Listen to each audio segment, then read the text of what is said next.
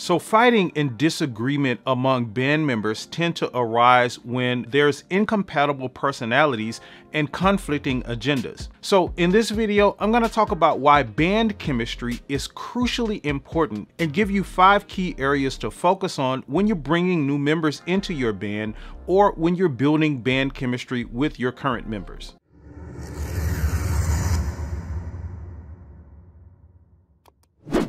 Hey, and welcome to Music Space, where we help working musicians just like you learn how to quickly and easily make a living with your craft. So if you're new here to the channel, hit that subscribe button and the notification bell. That way you'll be notified when new videos are uploaded. So a huge reason why a lot of bands fail is because there are a lot of incompatible competing ideas among the band members. One band member thinks that this is the best way to do things, while another band member thinks it's best done another way. One member thinks that the band should be playing this type of music. Another band member thinks that they're the most important person in the band and things should be about them. There are a bunch of egos in the band, and some band members are on power trips. Not to mention things like lack of trust in a band because the person who is collecting money is suspected of shaving some off the top. And then there's the tips situation where one band member thinks that they should be getting most of the tips. And just for fun, I'll throw in that situation where one band member is in a relationship with another band member and then they fall out. Now everything is awkward in the band. And these types of things severely affect the chemistry in a band. Unless you want to be the typical struggling band that barely even makes any money because you can barely stand to work with each other, you better get busy working on these issues. And I've always said that band chemistry happens off stage. So the way that you gel with other band members and the chemistry that you have with them will be influenced by what you do when you're not performing. So with that said, here are some really good ways to deal with these issues if you're currently having them, or if you're bringing someone new into the band and you want to ensure that you all are on the same page. And right before we jump into those things, I want you to do me a quick favor. I want you to share this video with other musicians and other bands because all of us deal with a lot of these issues on some level, and I really think these things in this video will be helpful to all of us. All right, so the first thing you gotta do is you have to start with you.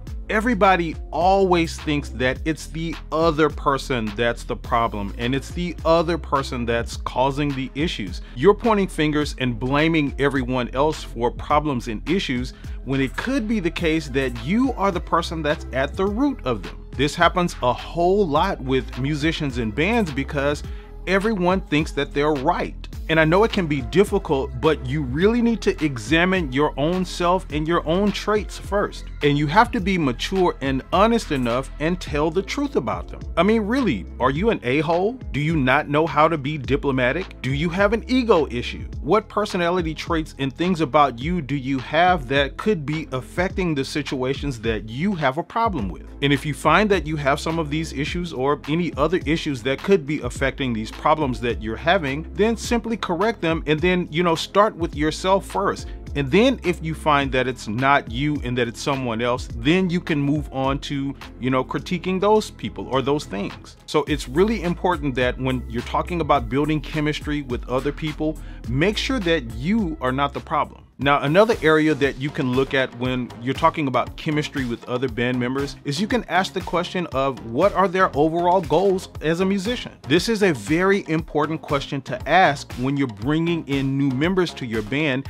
and to ask the current band members that you have. The fact of the matter is that a lot of the clashing that happens among band members and the lack of chemistry that's there is due to the fact that everyone is on a different path and, simply has different goals as a musician. And this is one of the fastest ways to have a breakdown of chemistry in your band. Like if your band has a goal to tour and to be on the road, and you have particular members of your band that's simply not interested in that, you're probably gonna clash on a lot of the decisions that you make, or even something like the music your band plays. Like if you have a pop style band and you have a lead singer that wants to be a country star, then you have conflicting goals. And a lot of times some compromise can be made on these types of things when you simply ask and have an understanding of each member's goals in the band. Now this one is really important.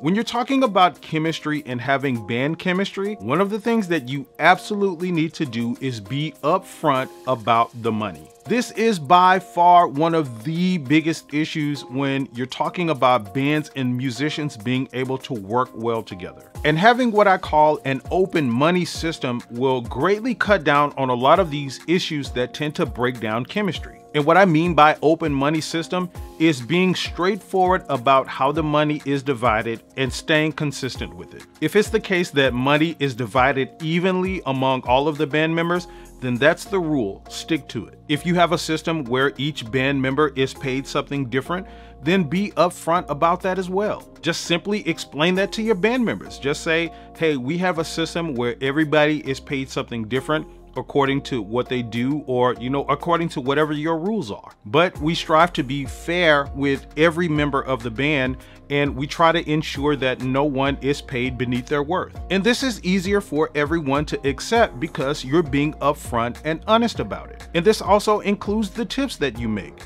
If the tips are divided a particular way, then be upfront about that. There's nothing worse than, say, the singer, for example, picking up the tip jar at the end of the night and pulling all of the money out of it and putting it in their pocket and walking away, all without any of the other band members having any sort of prior knowledge to, hey, this is the way that things work. So just be honest and upfront about whatever your pay and money situation is, and that's going to cut down on a lot of those issues that you think are about personality things and lack of chemistry. Now, another area to focus on is understanding what their expectations are of the band.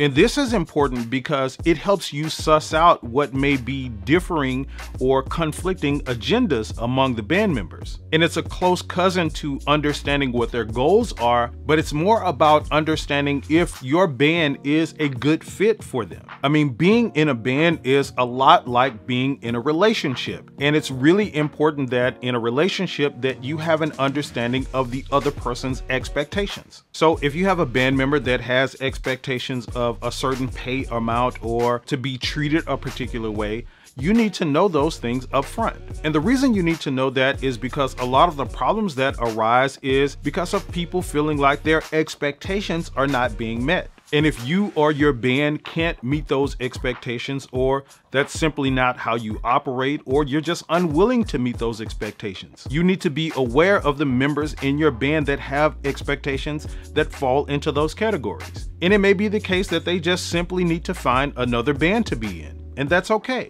But it's better to have those things on the table so that they can be discussed and dealt with before you get into these issues where a lot of these conflicts and breaking down of chemistry arise. Now, this next one is super important, and it's an area that a lot of musicians and bands overlook. And it's the fact that you need to focus on nurturing good chemistry. One detrimental mistake that musicians make is assuming that the good chemistry that you may have already is going to be there and last forever, or just assuming that good chemistry happens naturally some sort of way. And the truth is, you're probably one simple misunderstanding away from a fallout. So you really always have to make sure that you're fostering the rapport that you have with your current band members. And these things, as I stated, happen when you're not on stage performing. So things like remembering a band member's birthday and sending them a birthday message, or if they experience some sort of loss or hardship,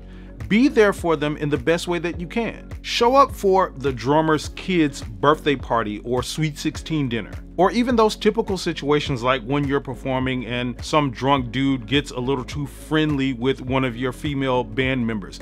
Step in and offer to assist. These are the types of things that will not only help make the chemistry that you currently have with your band members last a lot longer, but it will also build and strengthen chemistry that you may not have with some of your band members. And the end result will be much stronger bonds with your band members, and you'll have these serendipitous moments on stage where everybody's just feeling it and everybody is locked, and it feels like your band was made in heaven. Now, you should definitely check out these other videos and learn about things like dealing with money with your band and band loyalty.